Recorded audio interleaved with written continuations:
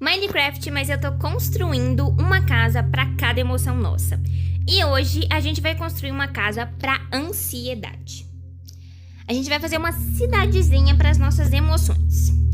A casa pra ansiedade, eu acho que é uma casa que tem que ser com as cores cinza, branco, porque a ansiedade ela deixa a gente um pouco nesse mar meio cinza, sabe? É como se a gente não tivesse feliz, é como se a gente não tivesse triste, é como se a gente tivesse angustiado quando a gente tá com ansiedade.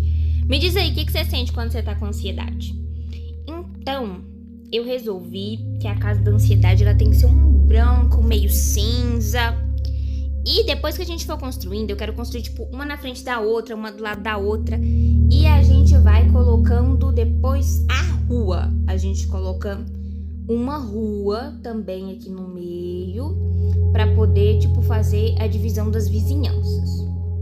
Então vamos construir a casa da ansiedade. E tá pronta a nossa primeira casa das emoções, a casa da ansiedade. E vamos lá. Vou explicar para vocês. A casa foi feita em branco, cinza. Por quê? Porque, igual eu falei com vocês, a ansiedade muitas vezes deixa as pessoas angustiadas, como se não tivesse como explicar o que tá sentindo.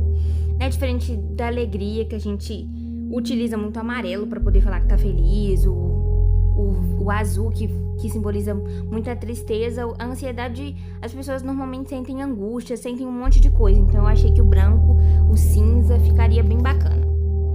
Vocês perceberam que eu coloquei um monte de luz e um monte de chão diferente. Por quê? Porque a ansiedade faz a gente ficar com muita indecisão também, né?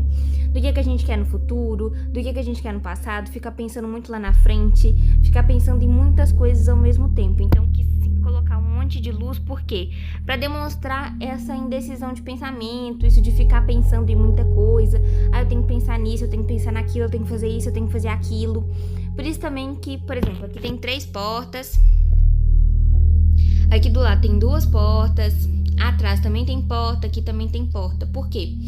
Porque quando a pessoa tá ansiosa, ela fica pensando em um monte de coisa, em vários caminhos que ela quer seguir, que ela poderia ter seguido, várias coisas que ela poderia ter feito, que ela deixou de fazer. Por isso que eu quis colocar um monte de porta. Então vamos lá. Quando a gente entra na casa da ansiedade, a casa não faz muito sentido. Por quê? Porque a ansiedade, ela deixa a pessoa, às vezes, sem entender muito bem o que tá acontecendo com ela.